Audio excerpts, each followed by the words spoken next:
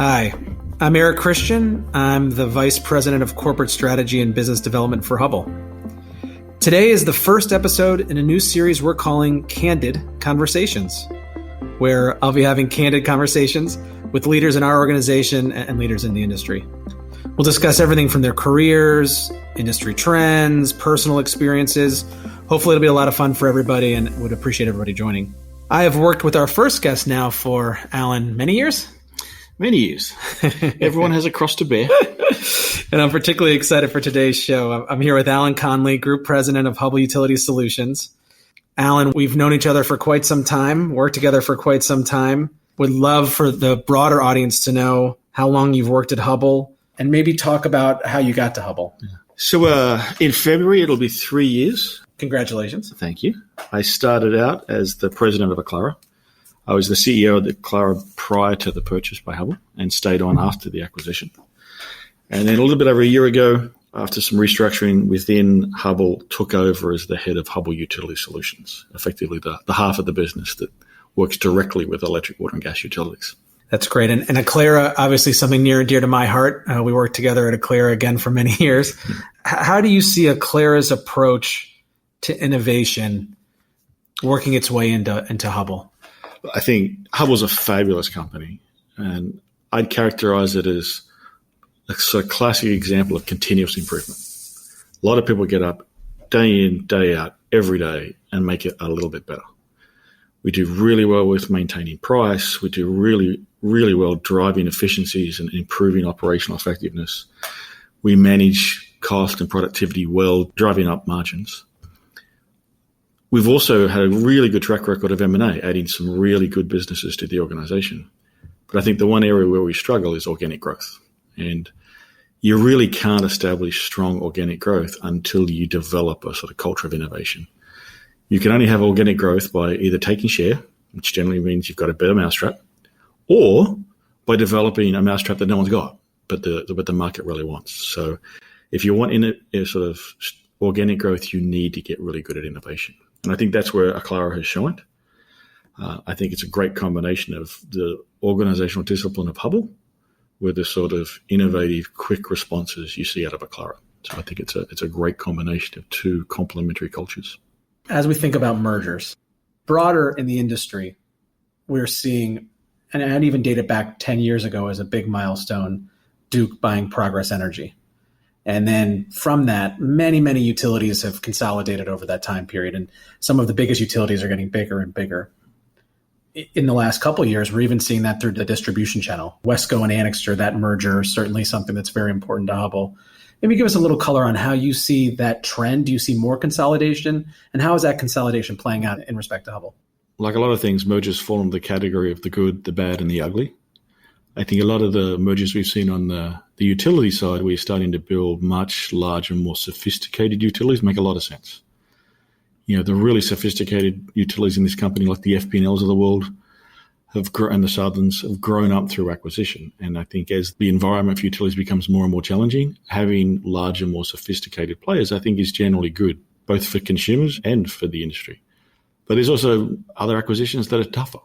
The Annixter Wesco one is going to be interesting to see how it plays out. I mean, they're both very large players in this market. It's a very complex deal to bring those two together. And it's not clear that they're going to get through this without some stumbles. And it's a critical issue for us. Both of those players individually were significant customers of ours, distributors for us, and combined far and away the largest single distributor in our network. So we don't want to see them stumble, that's for sure, but we also have to watch this one carefully and manage through it. But you're right, we're seeing this at every part and every section of the industry, from the utilities themselves to the suppliers to the technology developers. It's not going to change. I mean, utilities face a lot of problems, and it's going to take some scale, both in terms of the utilities themselves and in the people who support those utilities to face the challenges that are coming forward. It's a good point. And I've heard you talk about this in the past, trends, mega trends. Yep. And utilities are seeing those mega trends. That's pushing some of this consolidation. They're trying to find better ways to solve those. Maybe you open up a little bit and talk about the trends that you're seeing over the next 10 years and how that affects HUS. the industry itself's already facing significant challenges, and they're not going to back off. You've got a significant increase in renewables, which is a good thing, but it makes running the grid that much harder. We're asking the grid to do a lot more. There's been chronic underinvestment, so the grid was already struggling to support the existing capabilities, and now we're asking it to do a lot more. Utilities have a lot of trouble recruiting. They've got an aging workforce. Recruiting talent is difficult. And none of this is going to slow down. Add environmental change, increasing prevalence and severity of storms. It's very hard to run a utility. But if you're in a position like HUS, where you've got technologies, services, solutions that can address these problems, it's a great position to be in. So, and it's not just electric. We see the same thing with water scarcity driving needs to change in the water utility side, and safety's a growing concern on the gas side. So utilities challenges are our opportunities, and I think HUS is well positioned to provide solutions, and that's what we're busy doing. You bring up utilities, and I've spent the last 10 plus years selling to utilities, working with utilities. And in general, I've been so impressed with them and how seriously they take serving their customers, which are all of us. We're now in the beginning of storm season. 2020 has given us another gift. It's come early. And it's August right now. And we've already seen some major outages caused by storms up in the Northeast, where our corporate headquarters. You were there earlier this week. Yeah, this one for a storm so early was devastating. Con Ed, I think, claimed that this is the second worst outage in their history. 2.5 million customers without power across New Jersey, New York, and Connecticut. I had the pleasure of trying to drive through the damage 8 days later, and the number of trees and poles and lines still down was shocking, given that it was more than a week. Some parts of Connecticut, 40% of the population was still without power a week later. So yeah, it was a big storm, did a lot of damage, and really highlighted the sort of delicate state of a lot of our grid, particularly as you start to get out of the urban areas and you got more up in the air and poles. And you were talking about megatrends just a second ago.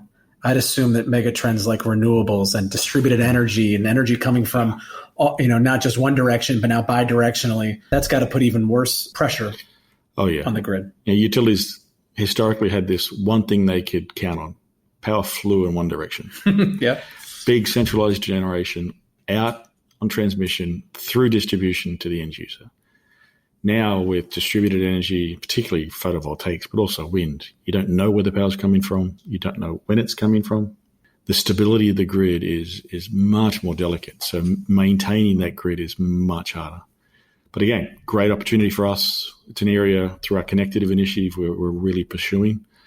There's lots of technologies, both existing and being developed, that we think will make a big difference to utilities, and it's our intent to be a major player in that space.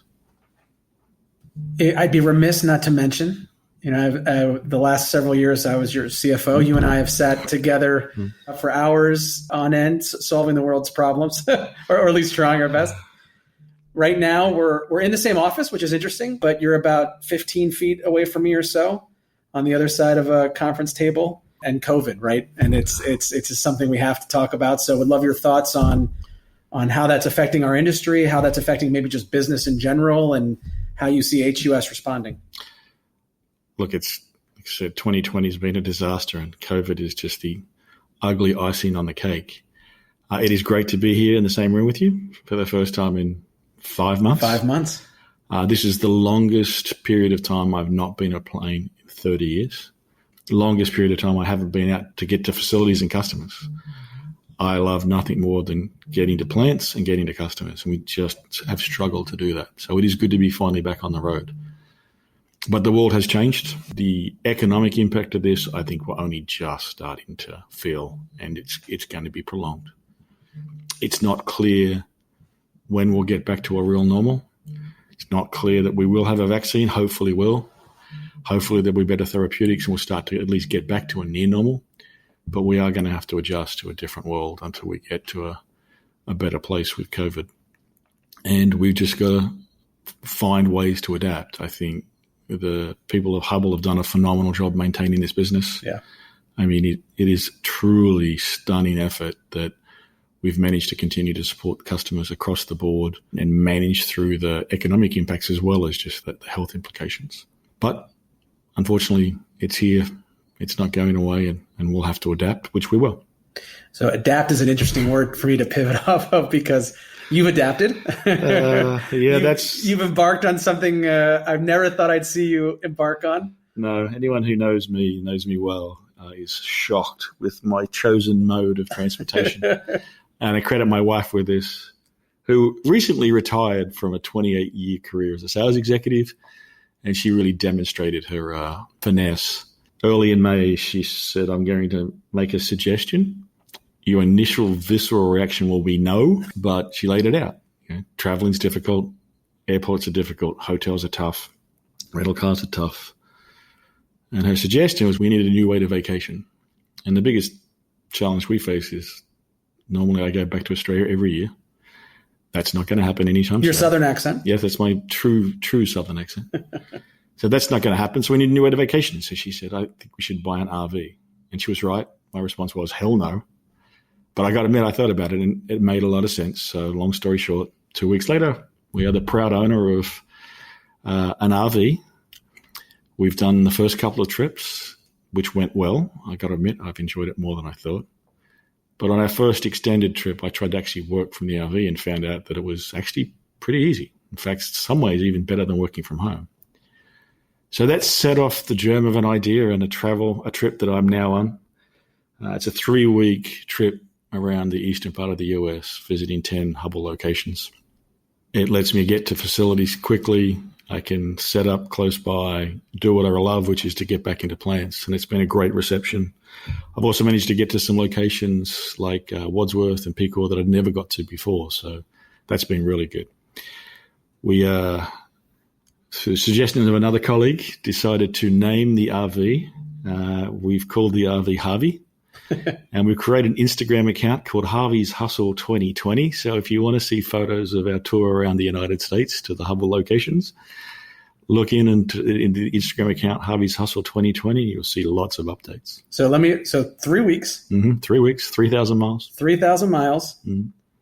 Hitting most of the HUS sites, I think. Oh, no, a good chunk, but we've got a lot of locations. And obviously there's locations outside of the US. This thing does not float. One thing that I think is cool about this trip and Harvey's Hustle 2020 is your family's with you. Yes. Your boys, you have 2 sons. Yeah. So my wife and Liam and Aiden are also with us, who are 10 and 12, who love this. They are definitely in their mother's camp when it comes to the RV. So they've managed to knock down 18 states by the end of this trip, between the other trips plus this. So for them, it's been a great experience. That's great. So your days now are different than they used to be. Yeah. But in your normal days, how do you think about your day as an executive managing a big business? Certainly a lot of people. Just walk us through your day and some philosophies you have on time management and work. Let's start with the time management one. I think a great mentor a long time ago taught me to not be a slave to my calendar. Things change and you've got to adapt. I tend to, and this is again been changed by COVID, but I like to walk around. I like to walk up to people. I like to walk into their offices, see what they're doing, talk about what they're working on, what their challenges are. A lot of one-on-one interface and a lot of small group interactions. And needless to say, we've had to find new ways to do that. Teams has been a savior from that perspective, but it's still not as good as walking the floor. I really like to spend the bulk of my time looking out. We're in an industry with a lot of challenges, and I think the biggest contribution I can make to the organization is what are our customers saying? What are their challenges? What's happening in the broader economy? Really looking at the strategic, long-term settings for the company. We've got a great team who executes internally. I don't like to get into their shorts, and good news is I don't have to worry about a lot of the internal execution. So the focus for me is really on the exterior, trying to help us build up the business. As we build up the business, and HUS, Hubbell Utility, very known for electric, and certainly there's a great reason for that. We've got pedigree and have been around many, many, many years serving electric utilities. Also, a great business in gas and water. Yep. and maybe not quite as well known as our electric brands, but something that we're really proud of. Maybe talk a little bit about where you see water and gas right now and where you see that going in the future. Well, the good news is there's a lot of really attractive aspects to the electric utilities, but the same macro drivers they're facing impact water and gas, almost scarily similar. Chronic underinvestment, aging infrastructure, aging workforce, and facing significantly new challenges. We touched on this earlier, but for water, it's all about dealing with scarcity. And so we have technologies that can help utilities understand where they're losing water, where it's being stolen, new technologies to look at pressure monitoring, and eventually we'd like to start looking at contamination monitoring. Gas side, it's really about safety. Every year, there is a major gas explosion due to a leak that kills, typically, unfortunately, multiple people. Mm. And being able to better monitor and understand and hopefully detect where there's leaks in that system is the only way we can really drive some safety. So I think Aclara bought a great water and gas business to Hubbell.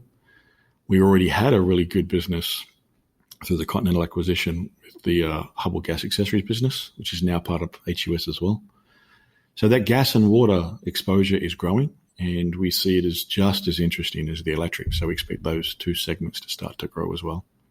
You're talking about HUS, a growing business. What makes you most proud of running HUS? And as you think about the business, what are the areas that really, to you, stand out? Look, it's a combination. It's great to work in a business that provides critical infrastructure. Like, lots of people enjoy their jobs, but I think there's something really rewarding about knowing that you come to work to develop stuff that makes a real impact. We do not survive as a civilization without the basic utilities. I mean, that's how our economies and cultures have grown. So it's nice to be directly connected to that. It's also really satisfying to be part of an organization that executes so well. I mean, we have a broad spectrum of high volume specific components that just take a lot of coordination to get effectively manufactured, shipped, and installed. And at the other end of the spectrum, we've got some incredibly complex technology that comes with incredibly complex deals. And so you've got to deal with technology, complex commercial terms, and complex operational issues. So there's a lot to this business. And the fact that it runs as well as it does is a testament to the team that does it. Yeah, I've heard you talk a lot about your team and how great that team is at HUS.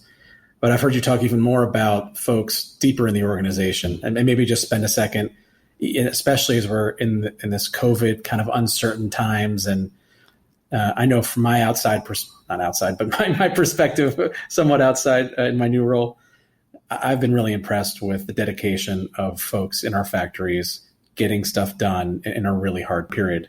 I would love to hear your thoughts on that. Yeah, it is amazing. And one of the best things about this trip is I'm getting to walk the floors of all the locations I go to, look at the challenges, see how well people have adapted, what they've done to keep people safe. Some of these locations have just radically changed. And some of those changes happened within weeks. So the fact that this team could effectively maintain the production levels we have with this threat. And we've had sites that have been severely directly impacted. Yet we've managed to reconfigure, restructure, reorganize those businesses and keep going. So I'm very proud of this team for being able to pull that off. It is an incredibly masterful piece of strategic execution. You talked about your accent, your deep South accent. I think you've been quoted many times saying that's South as in Southern Hemisphere. Yeah. From Australia. Every time I say that I'm the only one with a true Southern accent in the room, there's always a Kiwi. There's always a New Zealander who could put their hand up and say, nope, not so fast. But maybe talk a little bit, Allan, about growing up and what brought you to the U.S., and some of your background. I'm not sure if folks know your full story. So I grew up just outside of Sydney on the beach. I swore I'd never not live on the beach. I left, though, at 26 to go to grad school and have not, unfortunately, been able to live on a beach ever since. I started my career with a company called BHP Billiton, who's now one of the world's largest mining companies, but back then had a big steel division. They actually put me through my undergraduate, and I stayed on and did my master's. didn't want to work in a steel mill for the rest of my life. Also was interested in sort of real hard technology. Decided to go back to grad school and do a PhD in engineering. When I graduated, I was recruited by GE. They moved me to the US. In all honesty, I intended to stay for 2 years and then head back. The famous 2 years. The famous 2 years. And a lot of expats will understand this 2-year shuffle. But GE was good to me. I got a lot of experiences that I enjoyed working with energy, aircraft engines, and locomotives. So I stayed. And then I also started to do a lot of M&A, and I got the deal bug. And that led me to start working for a PE firm. And then that led to 3 stints with a PE firm that ultimately landed me as the CEO of Aclara and now here at Hubbell. So it's been a great ride. I like to say my career didn't go to plan, but that's not a bad thing. I've had a great run, and I've enjoyed all of it. Someone said the best laid plans of mice and men. Yes. Outside of work, what gets you excited? For me, I love to travel. That's hence my desire to buy an RV, which I never would have done, but I got to travel one way or another, so we do that. I love to cook. I love to ride a bike. Yeah, the combinations. That's great. Well, this has hopefully been fun for our audience. I know it's been fun for me. Glad I get to reconnect with you and spend a little time face to face. It is good to be here. It's good to see you. It's good to be in the same room, albeit socially distanced. Thank you very much. It was great chatting. Thank you. Thanks for joining our podcast here, and we'll be back sometime soon with another edition. Thanks, everybody.